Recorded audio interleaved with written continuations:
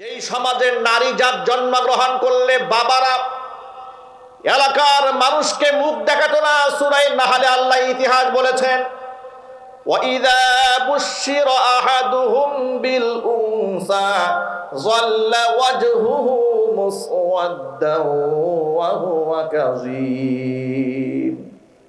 তাদের কারো মেয়ে সন্তান হয়েছে এই সংবাদ দেওয়া মাত্র ওদের চেহারা কালো হয়ে যেত, এরা দিল থেকে মারাত্মকভাবে নাখোশ হয়ে যেত। ইয়াতাওয়ারা মিনাল কওমি, এলাকার মানুষকে মুখ দেখাইতো না। কেন মুখ দেখাতো না? বিসুই মা বুশশিরা বি, তারা মনে মনে ভাবতো যে আমাকে বরং দুঃসংবাদ দেওয়া হয়েছে, আমার মেয়ে হয়েছে। এই লজ্জায় এই শরমে এলাকার মানুষকে তারা মুখ দেখাতো না, আর মনে মনে ভাবতো আইয়ুমসিকুহু আলা হুনিন আম ইয়াদুসসুহু ফিত তুরাব, আমি কি এই মেয়ে সন্তানটাকে বাঁচায় রাখবো নাকি জিন্দা মাটির নিচে পুঁতে ফেলবো? চিৎকার দিয়ে বলে নাউজুবিল্লাহ। জন্মগ্রহণ করার আগে তো দেখার সুযোগ থাকতো না যে এটা ছেলে না মেয়ে। বর্তমান আধুনিক বিশ্বে এখন তো নানা যন্ত্রপাতি বের হয়েছে, আলতা করে পেটের বাচ্চা দেখা যায় ছেলে না মেয়ে। এটা মোটামুটি ডাক্তাররা ভালো একটা আন্দাজ করতে পারে 5-6 মাস হয়ে যাওয়ার পরে, ঠিক না ব্যাটিক জুড়ে বলেন। কিন্তু ওই সময়কে এই যন্ত্রগুলা ছিল না বিদায় সন্তান জন্ম হওয়ার পরে সিদ্ধান্ত গ্রহণ করতো, একে বাঁচায় রাখবে না মেরে ফেলবে, এই সিদ্ধান্ত আগে নিত না। কারণ আশাবাদ ব্যক্ত করতো যে ছেলে হবে, কারণ ছেলে হলে কি হবে, যুদ্ধ হবে, মারামারি করতে পারবে, কাটাকাটি করতে পারবে। আর মেয়ে মানুষকে লালিত পালিত করে অন্যের ঘরে তুলে দিতে হবে, বিয়ে শাদী দিতে হবে, এটাকে তারা লজ্জা মনে করতো। সেই সমাজে আল্লাহ রসুল বলেন, খবরদার, আল্লাহর কাছে, আল্লাহর পক্ষতে আমার কাছে এই নারী সম্প্রদায়কে ঘৃণিত বানানো হয়নি, নারীদেরকে আমার কাছে পছন্দের পাত্র বানিয়ে দেওয়া হয়েছে। সুবহানাল্লাহ, একটু জোরে বলেন। আল্লাহর নবী এখানে এই কথা বলে ক্ষান্ত হন নাই, হুজুর বলে আরো অ্যাডভান্স করে বলেছেন, শোনো, যে ঘরে 3টা কন্যা সন্তান জন্মগ্রহণ করে, ওই 3 কন্যার বাবা যদি তাকে তাদেরকে বিবাহ সারি দেওয়ার আগ পর্যন্ত ঠিকঠাক মতো ভরণ পোষণ দেয়, এদেরকে মোহাব্বত করে, তাদের হক আদায় করে, কাল কিয়ামতের ময়দানে ওই 3 কন্যার বাবা আর আমি মুহাম্মদ সাল্লাল্লাহু আলাইহি সাল্লাম জান্নাতের মধ্যে এইরকম পাশাপাশি থাকবো। 2টা আঙ্গুল, ফাদাম্মা ইসবাইহি, হুজুর তার 2টা আঙ্গুলকে জমা করে বলেছে, ওই 3 কন্যার বাবা আমি মুহাম্মদ সাল্লাল্লাহু আলাইহি ওয়াসাল্লাম জান্নাতে এইরকম পাশাপাশি থাকবো। জোরে কোন আল্লাহু আকবার। উম্মুল মুমিনিন মা আয়েশা সিদ্দিকা রাদিয়াল্লাহু তাআলা আনহা একটা হাদিস বর্ণনা করেছেন, হাদিসটা বুখারীতে আছে।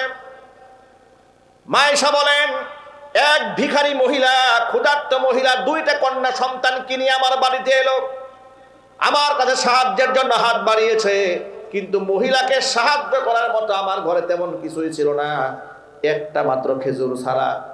ফাআতাইতুহা ইয়াহা, খেজুরটা তাকে আমি দিয়ে দিয়েছি। ফাকাসসামাতহা বাইনাহুমা ওয়া লাম তাকুল মিনহা শাইআ, তাকিয়ে দেখলাম মহিলাটা আমার সামনে নিজে ক্ষুধার্ত থাকা সত্ত্বেও খেজুরটাকে 2টা টুকরা করে অর্ধেকটা দুই মেয়ে অর্ধেক অর্ধেক ভাগ করে 2 জনকে দিয়ে দিল, অথচ নিজে সেখান থেকে কিছুই খেলো না, নিজেও কিন্তু প্রচন্ড ক্ষুধার্ত। মেয়ে বাচ্চাদের প্রতি মায়ের এই মহাব্বত দেখে আমি বড় বিস্মিত হলাম, আমি অবাক হলাম, খুশিও হলাম। আল্লাহর নবী যখন আমার ঘরের মধ্যে এলেন, হুজুরের কাছে আমি ঘটনার বিবরণ বললাম, হে আল্লাহর হাবিব, এক মহিলা ক্ষুধার্ত এসেছিল 2টা কন্যা সন্তানদেরকে নিয়ে, 2 কন্যা সন্তান এলে একটা মাত্র খেজুর দিয়ে দিলাম, ভাগ করে দিয়ে দিল, নিজে খেলো না, এত কষ্ট করেছে, মেয়ের উপর স্যাক্রিফাইস করেছে। আল্লাহ নবী তখন বলেন, মানুবতুলিয়া বিহাদিহিল বানাতি মিন শাইইন কুন্না লাহু সিতরাম মিনান নার। ও আয়েশা শোনো, এই পৃথিবীতে আল্লাহ পাক যাদেরকে কন্যা সন্তান দিয়ে পরীক্ষার মধ্যে ফেলেন, যাদেরকে আল্লাহ তাআলা দুনিয়াতে কন্যা সন্তান দান করেন, কিয়ামতের ময়দানে এই সন্তানগুলো বাবা মার জন্য ঢাল হয়ে সামনে দাঁড়ায় যাবে, পিতা মাতাকে জাহান্নামের আগুনে পুড়তে দিবে না।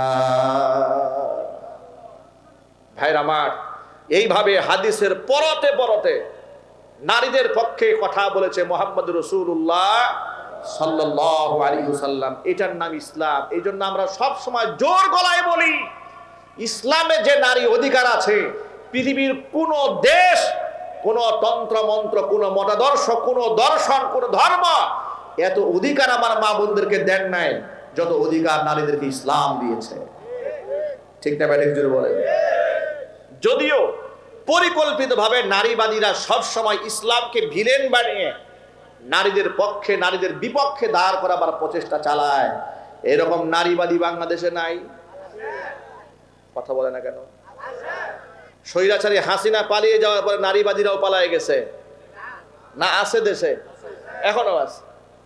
স্বৈরাচারী হাসিনা দেশ থেকে পলায়ন করার পরে ডক্টর মোহাম্মদ ইউনূসের কাছে নারীবাদীরা নারীদের অগ্রগতি উন্নয়নের নামে প্রথম যে পরিকল্পনা বাস্তবায়নের জন্য হাতে বিরাট বড় নথিপত্র ধরিয়ে দিয়েছিল, সেই নথির মধ্যে বিরাট একটা নথির মধ্যে এটা একটা ধারা ছিল, নারীদেরকে নাউজুবিল্লাহি মিন যালিক তাদের যৌন চাহিদার স্বাধীনতা দিতে হবে। শুধু কি তাই, পতিতা মেয়েদেরকে শ্রমিকের অধিকার দিতে হবে। শুধু কি তাই, তারা এই দাবিও করেছিল, কোরআন শরীফের সূরা নিসার 11 নম্বর আয়াতে আছে, লিযযাকারি মিসলু হাজ্জিল উনসাইন, দুই মেয়ে যা পাবে তো এক ছেলে তা পাবে। এটাকে ভেঙে দিয়ে পৈতৃক সম্পত্তির মধ্যে নারী এবং পুরুষকে সমান অধিকার দিতে হবে। এই ধরনের অযৌক্তিক প্রযৌক্তিক দাবি ডক্টর মোহাম্মদ ইউনূসের কাছে পেশ করা হয়েছিল। আবারও সেই স্বৈরাচার আমলের মতো আলেমরা আবার গর্জে উঠলেন, প্রতিবাদের ঝড় উঠালেন, নথিপত্র আবার ধামাচাপা পড়ে গেল।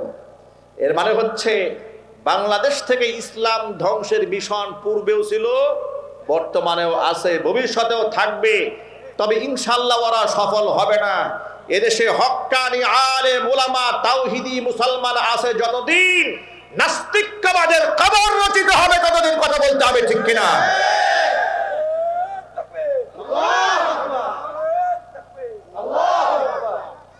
ভাইরা আমার, প্রিয় মা বোনেরা, গভীরভাবে কথাগুলো খেয়াল করেন। আল্লাহর নবী বলেন, আল্লাহর পক্ষ থেকে আমার কাছে 3টা জিনিস প্রিয় করা হয়েছে।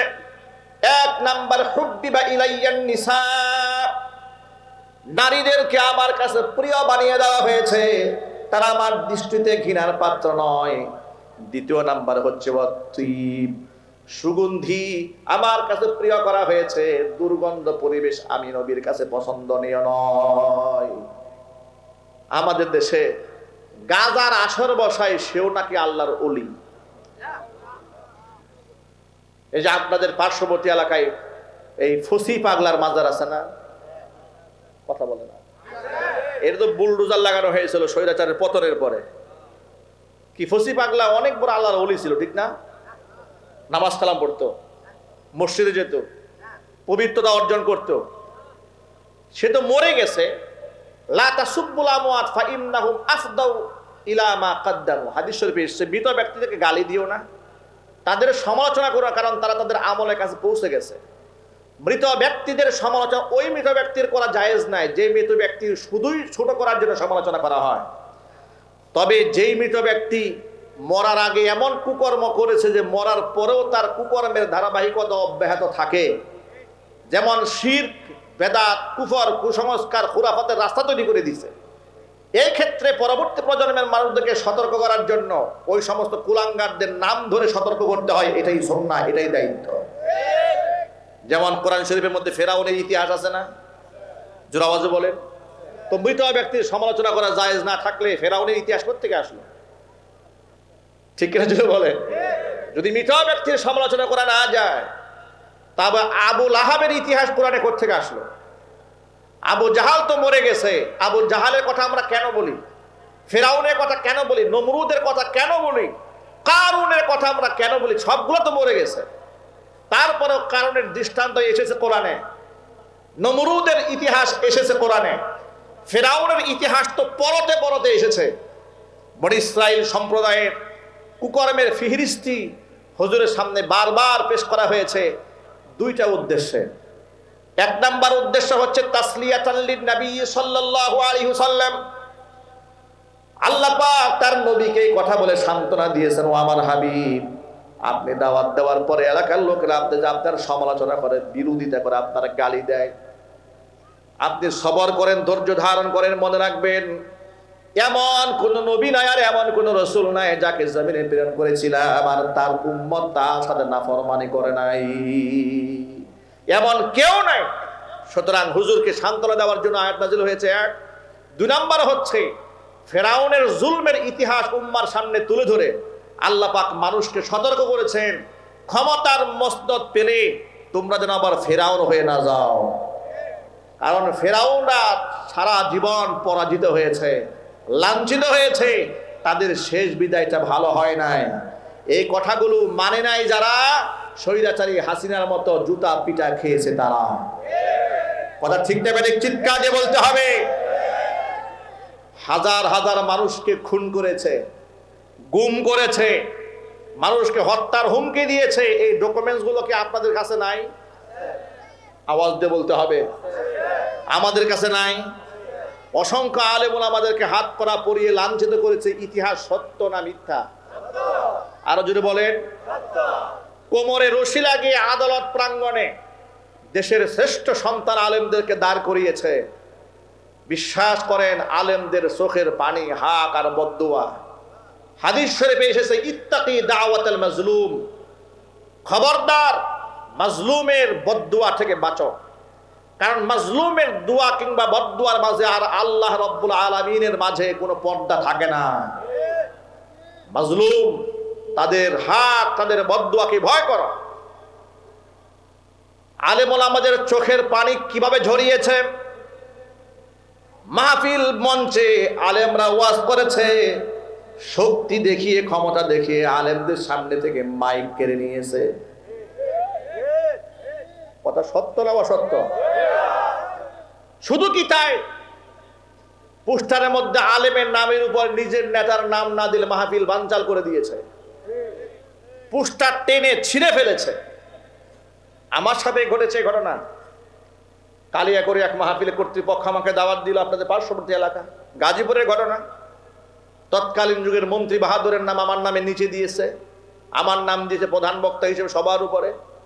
মন্ত্রী সাহেবের চেলা চামুন্ডার আগে মাহফিল কর্তৃপক্ষকে ধরেছে, এই মিয়া মাহফিল করতে মনে চায়? বলে হ্যাঁ করতে মনে চায়। তো হুজুরের নাম উপরে দিয়ে নেতার নাম নিচে কেন?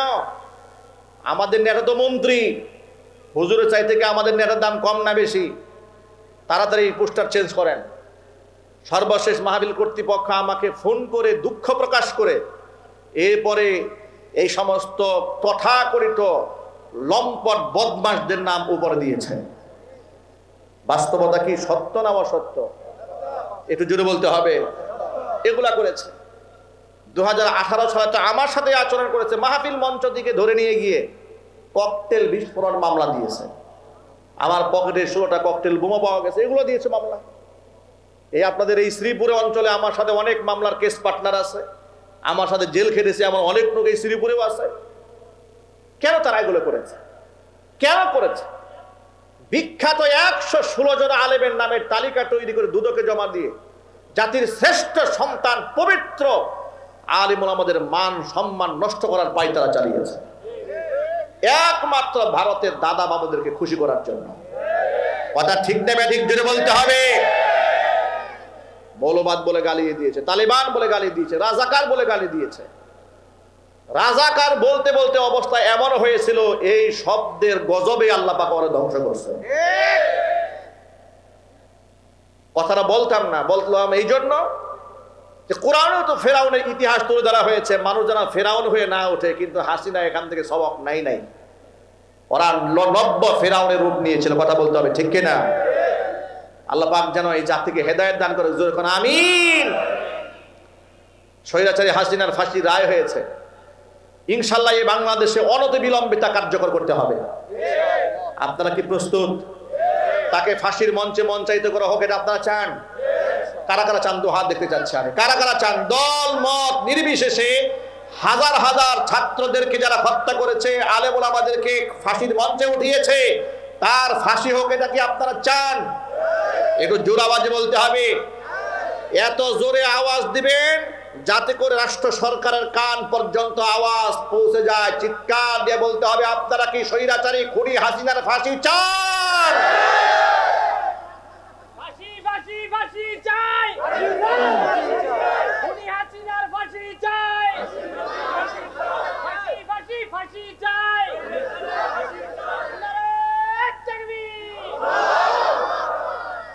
এখনো পর্যন্ত খুনির পক্ষে সাফায় গাওয়া কিছু লোক কিন্তু এই সমাজে আছে, আছে না নাই?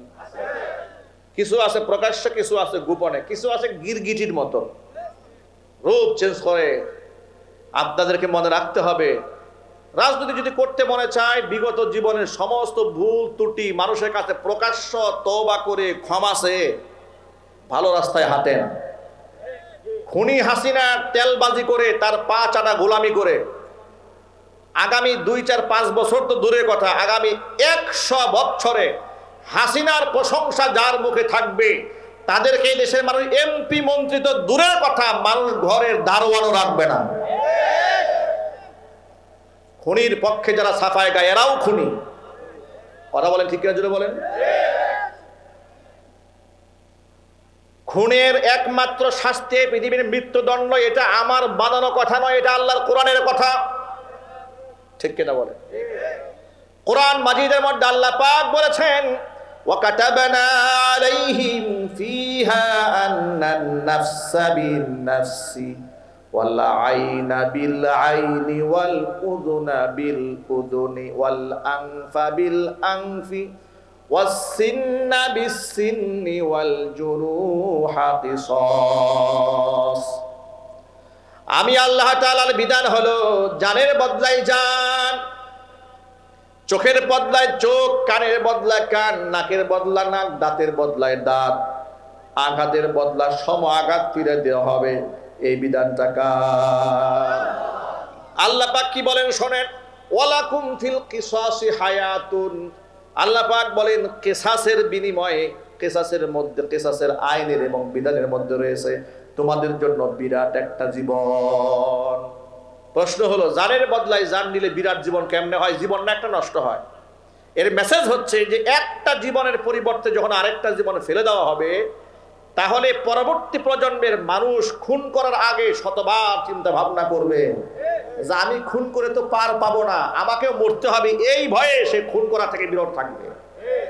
কিন্তু আমাদের দেশে খুনের আসামিরা নাকে তেল দিয়ে ঘুরে বেড়াচ্ছে, কথার আওয়াজ নাই।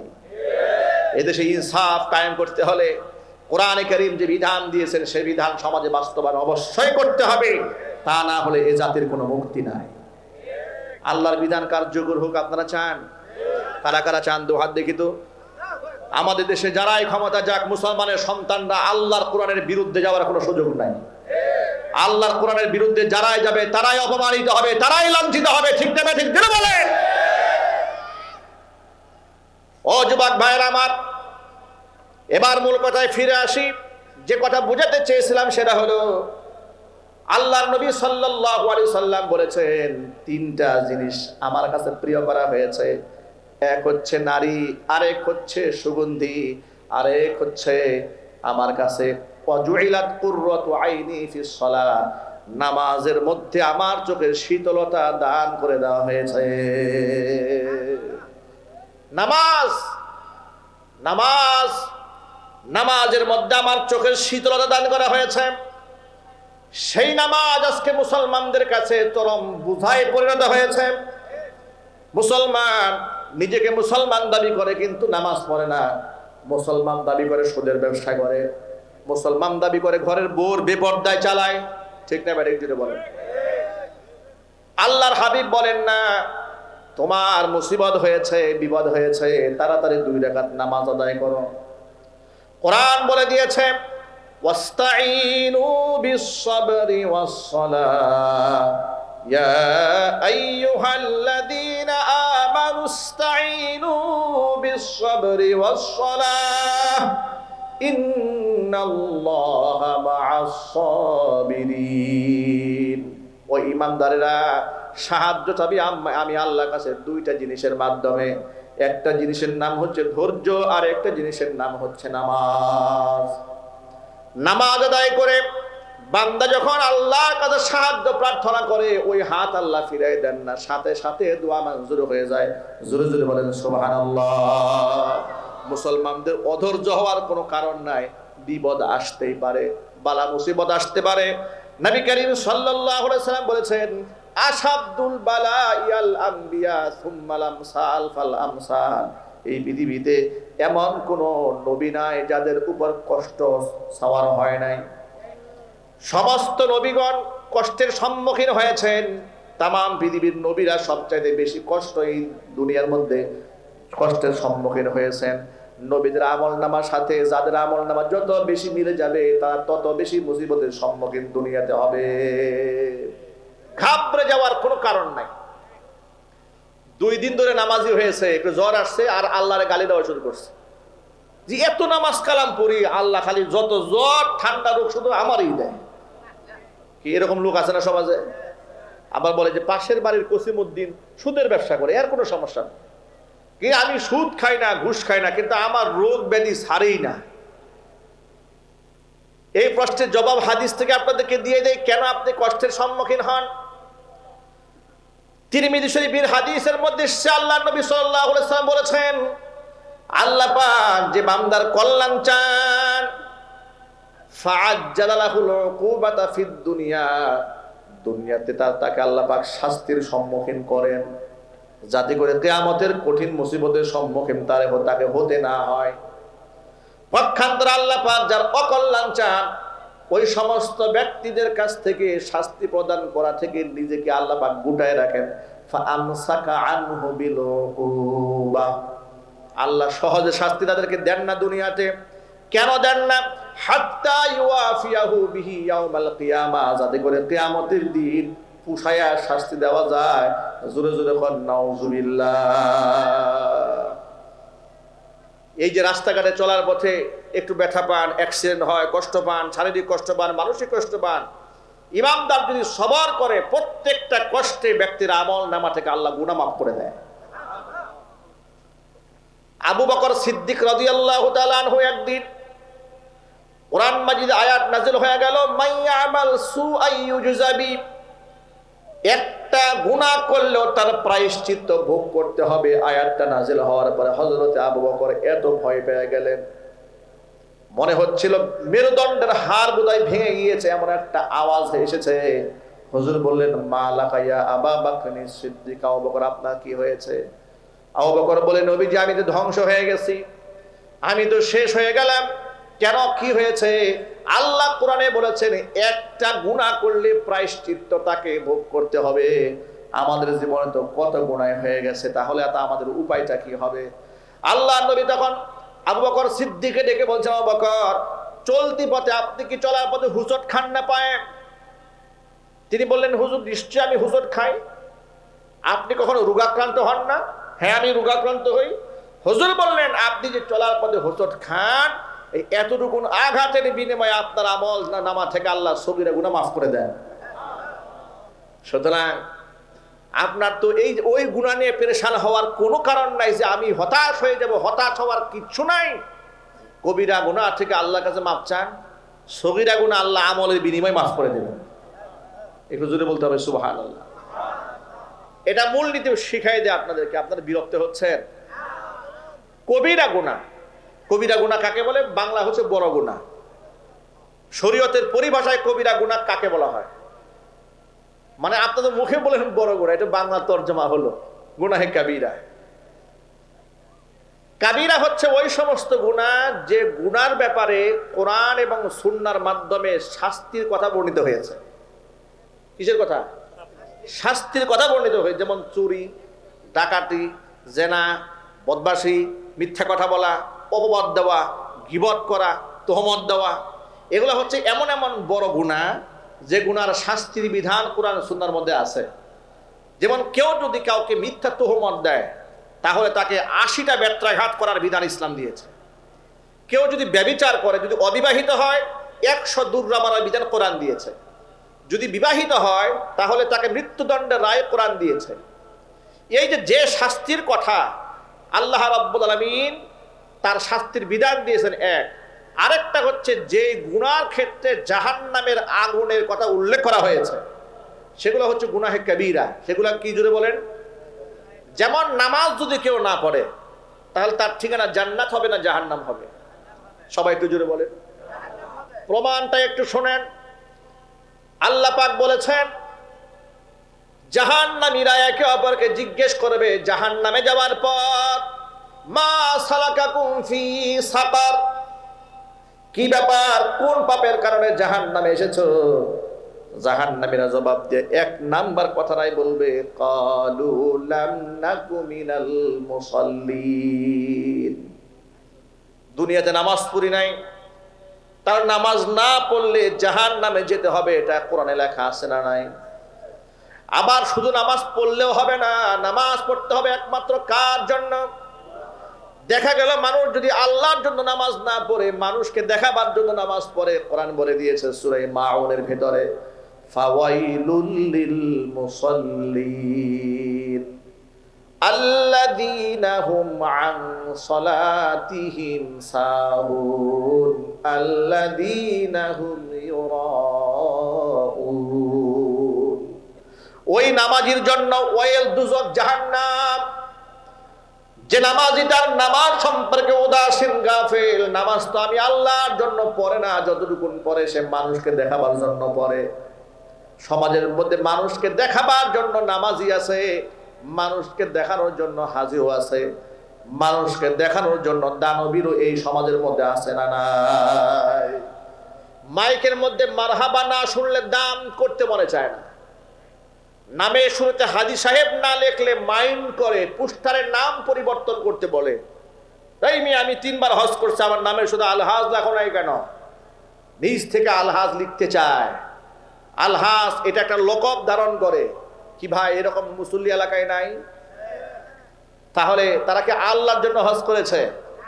এই যে দেখবে সামনে নির্বাচন আসতেছে না, ইদানিং কিছু লোকেরা ঘন ঘন উমরায় যাবে। কি ঠিক না বে ঠিক? ঘন ঘন উমরায় যাবে, এরপরে মাথায় টুপি দিয়ে কিছু ছবি তুলবে, এলাকার মধ্যে বিলবোর্ডের মধ্যে মাথার মধ্যে টুপি এবং নামাজ পড়তেছে এই ধরনের ছবি তুলে তুলে এলাকায় প্রচার করবে। অথচ এলাকার মুসল্লিরা জীবনেও তারা নামাজে দেখে নাই। আওয়াজ নাই কথা। যদি অসত্য হয় আপনারা বলবেন হুজুর কথাটা অসত্য। সারা বছর নামাজ পড়ে না, কিন্তু নির্বাচনের আগে মাথায় টুপি দিয়ে মানুষকে বুঝায় সে মুসল্লি, সে ধর্মপ্রাণ। এইরকম লোক এই সমাজে নাই। ভণ্ড প্রতারক, ঠিক না ব্যাঠিক জুড়ে বলেন? কোরআন এদের ব্যাপারেই বলেছে। কোরআন এই সমস্ত লোক যারা মানুষকে দেখানোর জন্য নামাজ পড়ে। অনেক নেতা স্টেজে আসার আগে মাইকে বারবার ঘোষণা দেওয়া হয়, আপনারা একটু ধৈর্য ধারণ করেন, আমার নেতা নামাজ পড়তেছে। মানুষ যারা শুনে নেতা নামাজি, আবার সব মানুষ এক পাল্লায় মাপাও চলবে না। প্রকৃত নামাজি নেতাও এই সমাজে আছে। যদিও ইসলামী খেলাফত কায়েম হয়ে যায় না, কিন্তু আল্লাহর কিছু বান্দা এমনও আছে জীবনে ইচ্ছাকৃতভাবে এক ওয়াক্ত নামাজও কাজা করে নাই। আছে না নাই? বহুত মানুষকে দেখেছি নামাজ ছুটে যাওয়ার কারণে কেমন তর পাচ্ছে, কেমন ছটফট করছে, এমন লোক দেখেছি। আবার নামাজ ছুটে গেলে আফসোস করছে, এমন লোক আমাদের চোখের সামনে অ্যাভেলেবল আছে। আমি বিশেষ করে ওই সমস্ত নামাজিদেরকে দেখলে আমার দিলটা আনন্দে ভরে ওঠে। কোন নামাজে জানেন? মসজিদে নামাজ পড়তে যাওয়ার পরে গিয়ে দেখি মাথার মধ্যে টুপি নাই, মুখে দাড়িও নাই, স্কুলে পড়ে, কলেজে পড়ে, কিংবা দোকানদারি করে, গার্মেন্টসের চাকরি করে, পুলিশে চাকরি করে, সেনাবাহিনীতে চাকরি করে, কিংবা একেবারে খেটে খাওয়া মানুষ। নামাজের ওয়াক্ত হয়ে গেছে, দৌড়ে জামাতে শামিল হওয়ার জন্য পাগল হয়ে আমরা দাঁড়িয়েছে। মনে মনে ভাবলাম সুবহানাল্লাহ, এ তো আলেমও না, হাফেজও না, তাসাউফের চিন্তায় করে একেবারে আল্লাহর ওলিদের সান্নিধ্য গ্রহণ করে সুন্নত গ্রহণ করছে তাও না, কিন্তু এর মনে যে আল্লাহর ঘরে গিয়ে আল্লাহকে সেজদা দিতে হবে যে টানটা তৈরি হয়েছে, এটা তার ইমানের বহিঃপ্রকাশ করেছে। ঠিক ঠিক কিনা জোরে বলেন? তাদেরকে খারাপ দৃষ্টিতে দেখার কোনো সুযোগ নাই। অনেক লোকেরা মসজিদে বসে বসে এদের সমালোচনা করে, নামাজে দাঁড়িয়েছে, মাথায় টুপি নাই, প্যান্ট শার্ট পরে নামাজে দাঁড়িয়েছে, জিন্স পরে দাঁড়িয়েছে, মানে এর মধ্যে তার সমালোচনা চুলকানি শুরু হয়ে গেছে। এটাকে সে পজিটিভ দেখতে পারত যে এই সমাজে কত ছেলেরা এর বয়সে বিড়ি টানতেছে রাস্তাঘাটে, আর সে আল্লাহর ডাকে মসজিদে চলে আসছে। ঠিক কিনা জুড়ে বলেন? এটাকে আপনি পজিটিভলি নিতে পারতেন, আপনি নিয়েছেন নেগেটিভ ভাবে। প্রত্যেকটা কাজকে ইচ্ছাগুলো আপনি নেগেটিভ নিতে পারবেন। এই যে আমাদের ছোট্ট ছোট বাচ্চারা মসজিদে নামাজ পড়তে আসে, মুরব্বীদের অভ্যাসটা দেখেন, ছোট্ট মানুষ তো একটু ছোড়াছুরি করতেই পারে, দৌড় দিতেই পারে।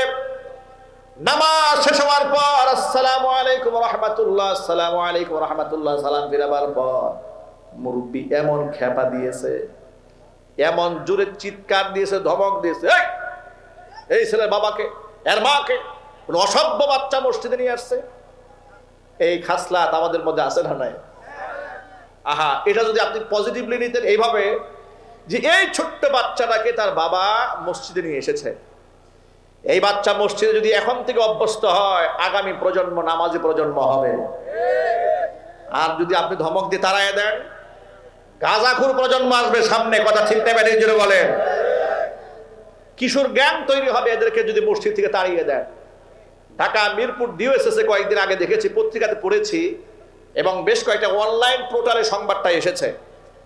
সেখানকার কর্তৃপক্ষ তারা এলাকার মধ্যে এলান করেছে যে 40 দিন 5 ওয়াক্ত নামাজ যদি জামাতের সাথে আদায় করতে পারে তাহলে প্রত্যেকে একটা করে সাইকেল উপহার দেওয়া হবে। তো এটা আমল করার জন্য একেবারে ক্লাস 6 থেকে শুরু করে আপনার এসএসসি পর্যন্ত এই যে বয়সটা, এই বয়সের ছেলেরা প্রতিযোগিতায় নেমেছে। ফজরের নামাজটা আউয়াল ওয়াক্তে জামাতের সাথে আদায় করার জন্য 7-8 বছরের বাচ্চারা কম্পিটিশন করে মসজিদে 40 দিন হাজিরা দিয়েছে। দেখলাম অনেক সাইকেল এলাকাবাসী তাদেরকে উপহার দিয়েছে। এলাকাবাসীর মনের মধ্যে কত সুন্দর পরিকল্পনা থাকলে এমন একটা লোভনীয় অফার তাদেরকে দিয়েছে, তোমাদেরকে সাইকেল দেওয়া হবে, তারপরেও তোমরা মসজিদে আসো।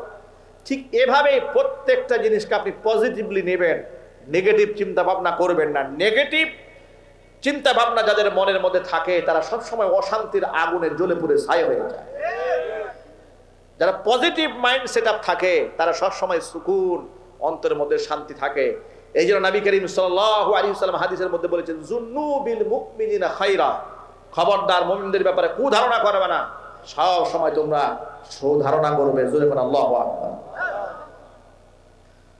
আলোচনার এই প্রসঙ্গে আমি সকলের কাছ থেকে একটা ওয়াদা নিতে চাই। যে নামাজ আল্লাহর নবীর কাছে প্রিয় করে তোলা হয়েছে এবং হুজুরের চোখের শীতলতা বানিয়ে দেওয়া হয়েছে, আল্লাহ নবী সাল্লাল্লাহু আলাইহি ওয়াসাল্লাম বলেছেন, জুইলাত কুররাতু আইনি ফিস সালাহ, নামাজ আমার চোখের শীতলতা বানিয়ে দেওয়া হয়েছে। যত ভাইরা আমরা এখানে এসেছি আর মা বোন আমাদের বক্তব্য শুনতে পাচ্ছেন, সকলকেই আমরা এই ব্যাপারে ওয়াদা নিতে চাই, আজকের পর থেকে জীবনে আমরা এক ওয়াক্ত নামাজও কাজা করব না। বলেন ইনশাআল্লাহ। যুবক ভাইরা একটু জোরে আওয়াজে বলুন না ইনশাআল্লাহ। আপনি যে পোশাকে থাকেন আপনি সে পোশাকেই মসজিদে চলে যান। আপনার জুব্বা পরার দরকার নাই, পাগড়ি পরার দরকার নাই। দরকার নাই বলতে মানে এটা আপনাকে অনুৎসাহিত করা হচ্ছে না। মানে আপনার মধ্যে পাগড়ি যদি নাও থাকে, জুব্বা গায়ে নাও থাকে, প্যান্ট শার্ট পরে আছেন, একেবারে ফর্মাল অবস্থার মধ্যে আছেন, জিন্স পরে আছেন, টি শার্ট পরে আছেন, শার্ট গায়ে দিয়ে আছেন, নামাজের ওয়াক্ত হয়ে গেছে, আজান ফুঁকেছে, মুয়াজ্জিন হাইয়া আলাস সালাহ, 1 সেকেন্ডে বিলম্ব না করে আপনি নামাজে দাঁড়ায় যান। ইসলাম পোশাকের ব্যাপারে মানুষকে প্রশস্ততা দিয়েছে। জোরে কোন সুবহানাল্লাহ। পোশাকে নির্ধারিত কোনো পোশাককে ইসলাম ফরজও করে নাই, ওয়াজিবও করে নাই। এই যে জুব্বা পরা, এটা কি ফরজ? আওয়াজ নাই আপনাদের মুখে, এটা জুড়ে বলেন। এটা কি সুন্নত? না, এটা সুন্নত নয়, এটা ফরজও নয়, এটা ওয়াজিবও নয়। এটা একটা ড্রেস কোড, সর্বোচ্চ আপনি মুস্তাহাব বলতে পারেন বা কারিবুম মিনাল সুন্নাহ বলতে পারেন, যে সুন্নতের কাছাকাছি। ইসলামে কোনো একটা নির্ধারিত একক কোনো পোশাককে সুন্নতের ক্যাটাগরিতে এই জন্য ফেলা হয় নাই কারণ দেশ, সমাজ, এলাকা, রুচি, আবহাওয়া ভেদে মানুষের পোশাকের ভিন্নতা থাকতে পারে। কথা ঠিক না? ঠিক। এই জন্য আপনি এটা অবধারিত মনে করার কোনো কারণ নাই। এই জন্য দেখবেন সাহাবায়ে কেরাম রাদিয়াল্লাহু তাআলা আনহুম আজমাইন, তাদের ইতিহাস যখন আপনি সিরাত যখন পড়বেন, আপনি সিরাতের কিতাবে কোথাও পাবেন না যে তারা 24 ঘন্টা মাথার মধ্যে পাগড়ি বেঁধে থাকতেন, সবসময় মাথার টুপি দিয়ে থাকতেন। এগুলো সিরাতের মধ্যে পাবেন না। এমন অনেক বর্ণনা পাওয়া যায় যে উস্কো খুস্কো চুল নিয়ে সাহাবায়ে কেরাম হুজুরের সামনে হাজির হয়েছে। আজকে আমাদের সমাজে এমন একটা অবস্থা তৈরি করা হয়েছে যে টুপি না হলে মনে হয় নামাজই হচ্ছে না। ঠিক না ঠিক না? তবে এটা পোশাকের একটা উত্তম পদ্ধতি, বলা যায় যে এগুলো হচ্ছে লিবাসুস সালেহিন, নেককার মানুষের পোশাক। কথা বুঝতে পেরেছেন? কি বলা যায় জোরে বলেন তো? লিবাসুস সালেহিন, নেককার মানুষের পোশাক বলা যায়। যে প্রকৃত অর্থে সমাজের মধ্যে আল্লাহ ওয়ালা যারা দিনদার, ইমানদার, তাকওয়াবান, পরহেজগার, ওয়ারাসাতুল আম্বিয়া, নবীগণের ওয়ারিস যারা, তারা এই ধরনের পোশাক পরে। সুতরাং সর্বোচ্চ এই ক্ষেত্রে আপনাকে এটা প্রাধান্যের তালিকায় রাখতে পারেন, কিন্তু এটা জরুরি নয়। কিন্তু নামাজ আপনার জন্য জরুরি, হজ আপনার জন্য জরুরি, মুখের দাড়ি আপনার জন্য জরুরি। এটা মনে করার কোনো কারণ নাই হুজুর আমার যেহেতু জুব্বা নাই আমার দাড়ি না রাখা যাবে না। না, দাড়ি আপনার জন্য অবধারিত, দাড়ি ওয়াজিব। দাড়ি রাখা কি জোরে বলেন তো ভাই? জোরে আওয়াজে বলেন। দাড়ি রাখাটা ওয়াজিব, দাড়ি রাখেন, গুরুত্ব দেন। নবী করিম সাল্লাল্লাহু আলাইহি সাল্লাম বলেছেন আউফুল্লুহা ওয়াফুল্লুহা ওয়ারখুল্লুহা, দাড়িকে ছেড়ে দাও, দাড়িকে লম্বা করে দাও, দাড়িকে পূর্ণতায় পৌঁছিয়ে দাও। আল্লাহ পাক যেন আমার ভাইদেরকে আমল করার তৌফিক দান করেন। ভাইরা, মূল কথায় আমি বলছি, মূল কথা আসেন।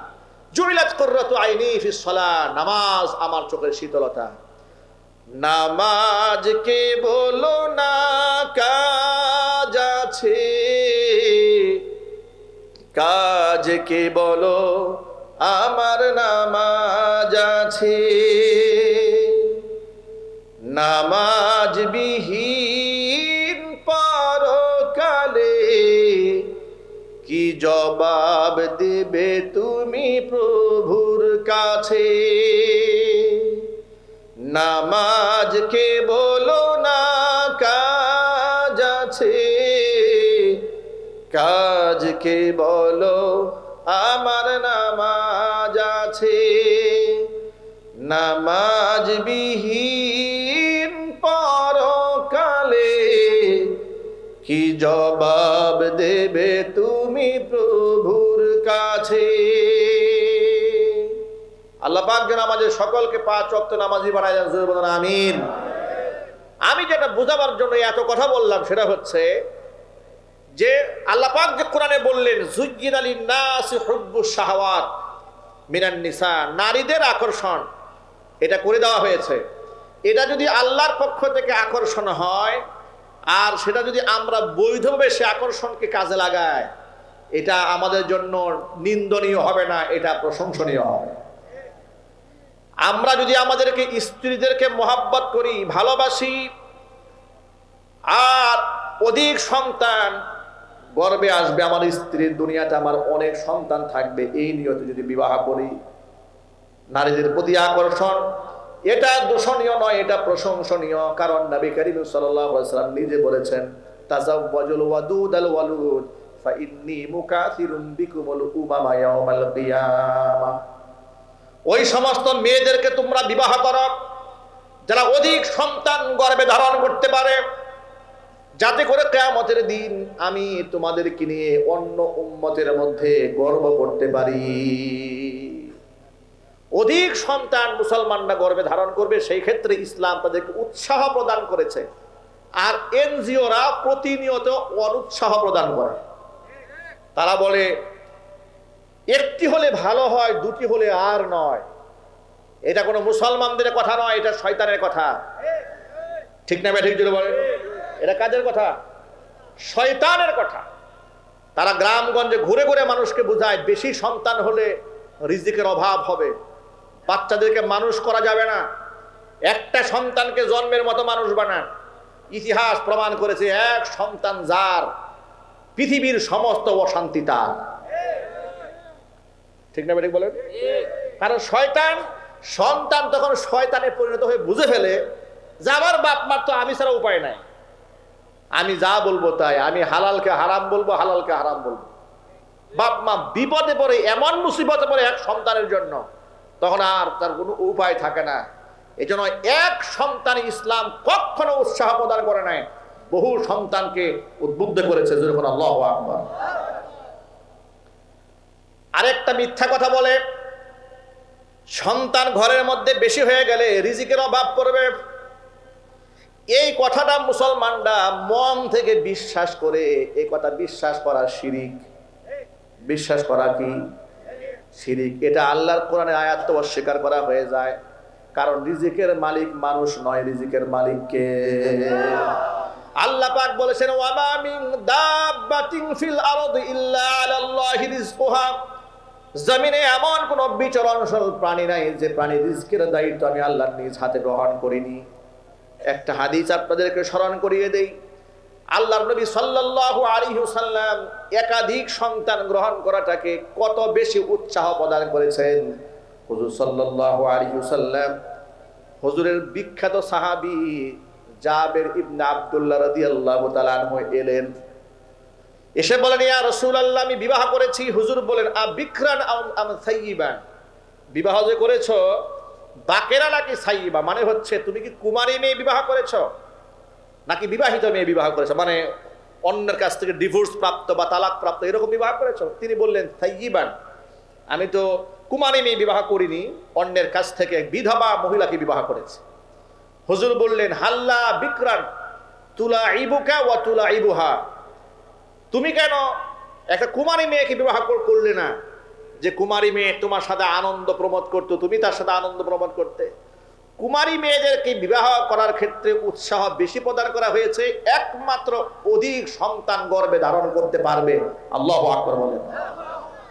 ইসলাম উৎসাহ দিয়েছে। এবার কোরআন শরীফে একটা আয়াত শুনে আপনাদেরকে, আপনারা কি বিরক্ত হচ্ছেন নাকি?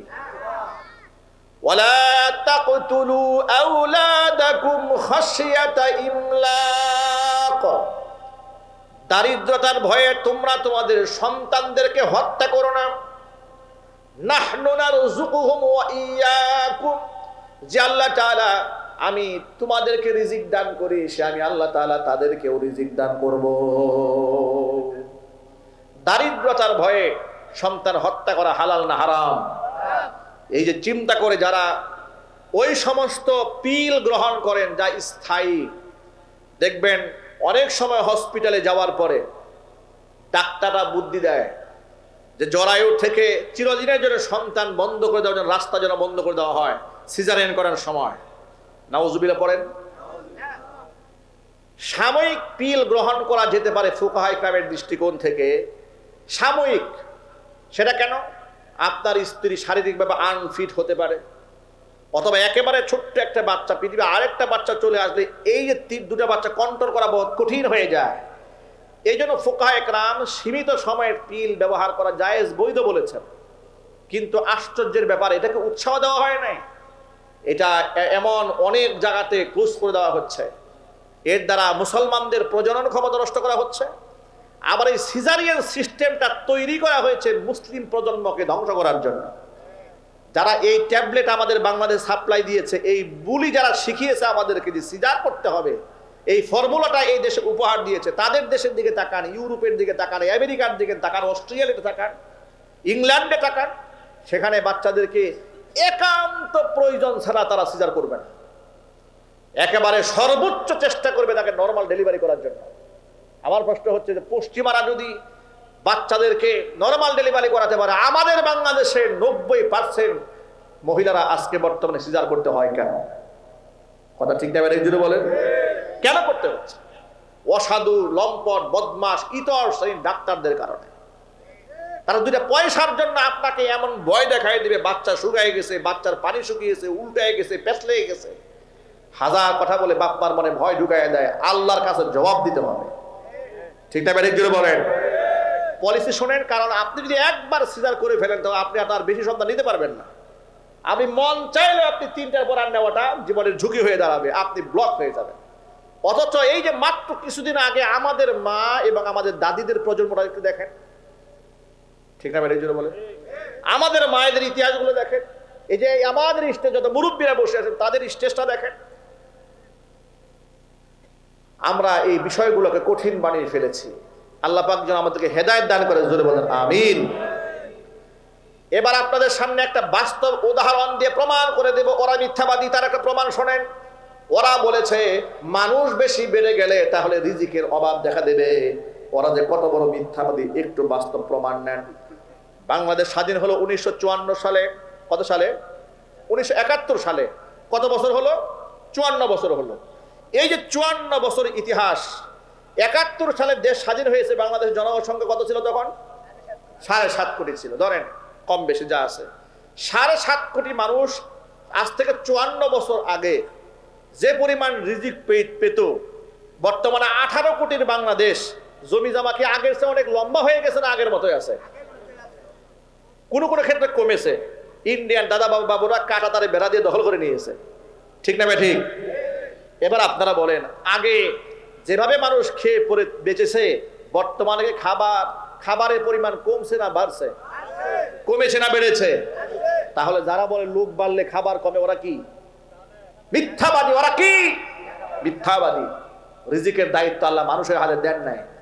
আল্লাহ পাক যখন দেখলেন যে 7.5 কোটির বাংলাদেশের মানুষের সংখ্যা 18 কোটি প্লাস হয়েছে, যে জমিতে 1 বিঘা জমি চাষ করলে যেখানে 2 মণ ফসল হতো, আল্লাহ পাক সেখানে 6 মণ বানিয়ে দিয়েছেন। কথা ঠিক না ভাই? একজনে বলেন, রিজিকের বরকত কে খুলে দিয়েছেন? আল্লাহর উপর বিশ্বাস রাখুন। কাফের বেদিন মুনাফিকদের কথা বিশ্বাস করবেন না। আল্লাহ পাক আমার মা বোনদেরকে কথাগুলো বোঝার তৌফিক দান করেন। আল্লাহ পাক বলেন, যুজ্জিদালিন নাসু হুব্বুশ শাহাওয়াতি মিনান নিসাই ওয়াল বানিন, সুতরাং বেশি সন্তানের আকর্ষণ এটা দূষণীয় নয়। ওয়াল কনাতিরিল মুকান্তরাতি মিনাজ যাহাবি ওয়াল ফিদ্দা, রাশি রাশি সোনার রূপার প্রতি মানুষের একটা আকর্ষণ আছে। স্বর্ণের দাম তো দিন দিন যে হারে বাড়তেছে, কি বলেন আপনারা? স্বর্ণের প্রতি মানুষের টান আছে না? এই স্বর্ণের দাম বাড়লো কেন? কারণ এর চাহিদা বেড়েছে, ঠিক কিনা বলেন? যদি চাহিদা কমে দাম কমবে, চাহিদা বেড়েছে দামও বেড়েছে। আপনারা হয়তো ধারণা করেন, মনে হয় এখন কেউ সোনা টোনা কিনে না, মনে হয় আগের চেয়ে এখন ডাবল কিনে, জমি জমা বিক্রি করে এখন স্বর্ণ কিনে, ঠিক না ভাই? ঠিক। ক্রাইসিস তৈরি হচ্ছে। স্বর্ণের উপর আকর্ষণ, এটা যদি আপনার বৈধ আকর্ষণ হয়, এটা অসুবিধা নাই। কারণ এই পৃথিবীতে 2টা জিনিস নিয়ে শুধু হিংসা করা যায়। 2টা জিনিস ছাড়া আর পৃথিবীর কোনো জায়গায় হিংসা করার কোনো সুযোগ নাই। বাংলায় আমরা যদিও এটাকে ঈর্ষা বলি। সেটা কি? আল্লাহর নবী সাল্লাল্লাহু আলাইহি ওয়াসাল্লাম বলেছেন, লা হাসাদা ইল্লা আলা ইসনাতাইন, রাজুলুন আতাহুল্লাহুল কুরআন ফাহুয়া ইয়াকুমু বিহি আনা আল-লাইলি ওয়া আনা আন-নাহার, ওয়া রাজুলুন আতাহুল্লাহুল মাল, রাজুলুন আতাহুল্লাহু মালান, আল্লাহ পাক যাকে সম্পদ দিয়েছেন, ফাহুয়া ইউনফিকু মিনহু ফিল লাইলি ওয়ান নাহার, লাইলা ওয়া নাহারা। নবী করিম সাল্লাল্লাহু আলাইহি ওয়াসাল্লাম বলেছেন, 2টা জিনিসে মানুষ একজন আরেকজনকে ঈর্ষা করতে পারে। একজন ব্যক্তি যাকে আল্লাহ পাক অঢেল সম্পদ দিয়েছেন, আর সেই সম্পদ আল্লাহর পথে রাত দিন খরচ করে, আপনি তার ব্যাপারে ঈর্ষান্বিত হতে পারবেন আর মনে মনে ভাবতে পারবেন, এইরকম সম্পদ যদি আমারও হতো আমিও দান করতাম। দূষণীয় নয়। অথচ আরেকটা জায়গার মধ্যে ঈর্ষা করা যায়, সেটা হচ্ছে রাজুলুন আতাহুল্লাহুল কোরআন, আল্লাহ যাকে কোরআন নামক দৌলত দান করেছেন। এই যে আমাদের বাচ্চারা মাথার মধ্যে আছে পাগড়ি পেয়েছে, ধন্য মায়ের ধন্য সন্তানরা 30 পারা কোরআনের হাফেজ হয়েছে। সুবহানাল্লাহ পড়েন। হুজুর বলেন, যাকে আল্লাহ কোরআন দিয়েছে, ফাহুয়া ইয়াকুমু বিহি আনা আল-লাইলি ওয়া আনা আন-নাহার, রাত দিন সে তেলাওয়াত করে। কোরআনে কারিমের তেলাওয়াতকারীর সাথে আপনি ঈর্ষা করতে পারবেন যে এরকম তেলাওয়াত যদি আমি করতে পারতাম। এটা নিয়ে আপনি ঈর্ষা করতে পারেন, কিন্তু আমরা এটা নিয়ে ঈর্ষা করি না। আমরা হিংসা করি কি নিয়ে? আল্লাহ পাক ওর সম্পদ দিল কেন? আল্লাহ কি ওর ব্যবসা বাণিজ্য চোখে দেখে না? আগুন দিয়ে জ্বালাই দিতে পারে না? ওর ছেলে এত ভালো মেধাবী কেন? ওর ছেলে ডাক্তার হলো কেন? আলেম হলো কেন? হাফেজ হলো কেন? ইঞ্জিনিয়ার হলো কেন? এরকম হিংসা আমাদের অন্তরের মধ্যে আছে। আল্লাহ যেন হিংসার আগুন থেকে বাঁচার তৌফিক আমাদেরকে দান করেন। হিংসা করা হালাল না হারাম? ইয়াকুম ওয়াল হাসাদ, হাদিসে এসেছে, হুজুর বলেন, ইয়াকুম ওয়াল হাসাদ, হিংসা থেকে বাঁচো। ফাইন্নাল হাসাদা ইয়াকুলুল হাসানাত, হিংসা মানুষের আমলনামাগুলোকে সেইভাবে জ্বালিয়ে পুড়ে ছাই বানায় দেয়। কামা তাকুলুন নারুল হাতাবা, যেমন আগুন জ্বালিয়ে পুড়িয়ে লাকড়িগুলোকে জ্বালিয়ে দেয়। আগুন যেমন শুকনা লাকড়িগুলোকে জ্বালিয়ে শেষ করে দেয়, হিংসা মানুষের আমলনামা জ্বালিয়ে শেষ করে দেয়। আল্লাহ পাক যেন হিংসার আগুন থেকে বাঁচার তৌফিক দান করে, জোরে বলেন আমিন। আপনার সম্পদ যদি আপনি যাকাতের জন্য জমা করেন, যাকাত দেন, মানুষকে দান করেন, এই সম্পদ আপনার জন্য দূষণীয় নয়। ওয়াল খাইলিল মুসাওয়ামা, চিহ্নিত ঘোড়া, চিহ্নিত ঘোড়ার কথা এই জন্য এসেছে, তখন মানুষ ঘোড়ার উপর সওয়ার হয়ে যুদ্ধ করত, জিহাদ করত, এই জন্য ঘোড়ার উপর আকর্ষণ ছিল। আমাদের বর্তমান জামানায় তো ঘোড়া নাই। আমাদের বর্তমান জামানায় কাল যদি স্বপ্ন থাকে যে ট্যাঙ্ক চালাবে, রকেট লঞ্চার চালাবে, বিমান চালাবে, জঙ্গি বিমান চালাবে, এই স্বপ্ন তার জন্য দূষণীয় নয়, বরং এটা অনেক ক্ষেত্রে সওয়াবের কাজ হবে। তুমি আল্লাহর দ্বীন প্রতিষ্ঠার আন্দোলন করবো, ঠিক কিনা জোরে বলেন।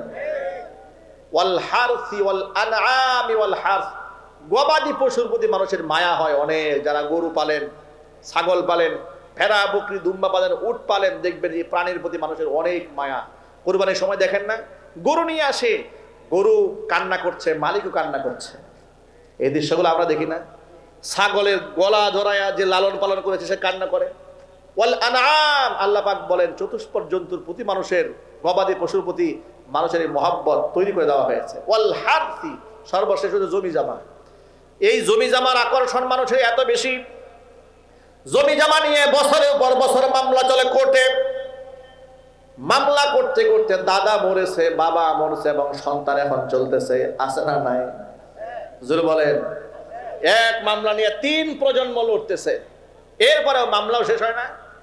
বুড়া কবরে চলে গেছে, পা অর্ধেক, এরপরে উনি খুঁড়াতে খুঁড়াতে কোর্টে গিয়ে হাজিরা দেয়। জমির প্রতি মানুষের এত আকর্ষণ যে যতটুকু জমির জন্য মামলা লড়েছে তার চেয়ে বেশি টাকা উকিলের পকেটে দিয়েছে, ঠিক কিনা বলেন। এগুলা হচ্ছে আল্লাহ পাক বলছেন এই যে আকর্ষণ, এগুলা হচ্ছে সীমিত সময়ের আকর্ষণ। এগুলা পেয়ে তোমরা আসল আকর্ষণের কথা ভুলে যেও না। আসল জায়গা তোমাদের জন্য জান্নাত রেখে দেওয়া হয়েছে। আল্লাহু ইনদাহু হুসনুল মাআব, আসল প্রত্যাবর্তন স্থল কার কাছে?